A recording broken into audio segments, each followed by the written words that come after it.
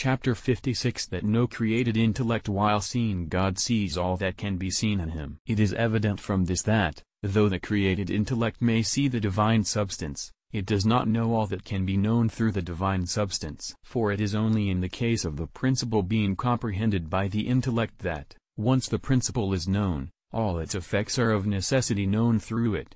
Indeed, in that case, when all its effects are known from itself, a principle is known in its entire capacity.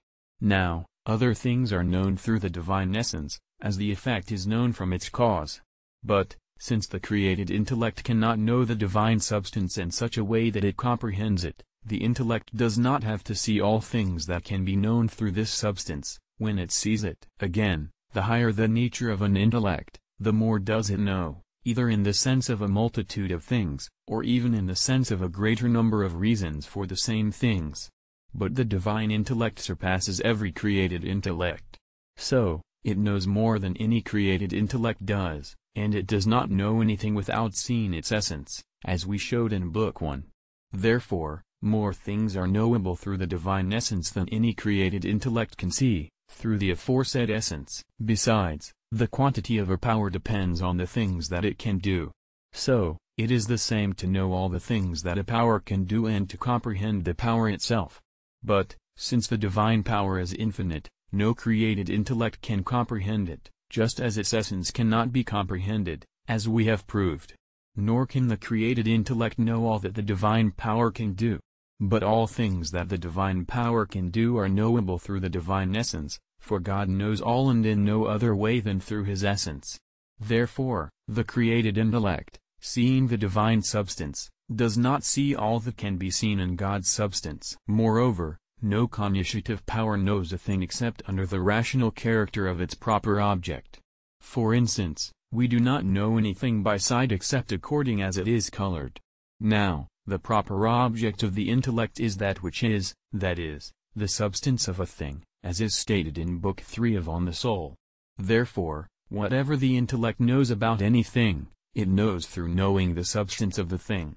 Consequently, in any demonstration through which the proper accidents become known to us, we take as our principle that which is, as is stated in Posterior Analytics 1. Now, if the intellect knows the substance of a thing through its accidents, in accordance with what is said in Book 1 of On the Soul, that the accidents contribute a good deal to the knowing of that which is, this is accidental, inasmuch as the intellect must attain to substance through the knowledge of sensible accidents. For this reason, this procedure has no place in mathematics, but only in the area of physical things. Therefore, whatever is in a thing and cannot be known through a knowledge of its substance must be unknown to the intellect.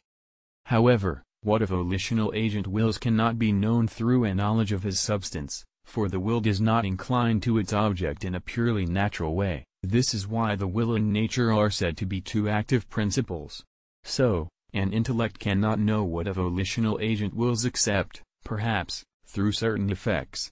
For instance, when we see someone acting voluntarily we may know what he wishes, either through their cause, as God knows our will acts, just as he does his other effects, because he is for us a cause of our willing, or by means of one person indicating his wish to another, as when a man expresses his feeling in speech.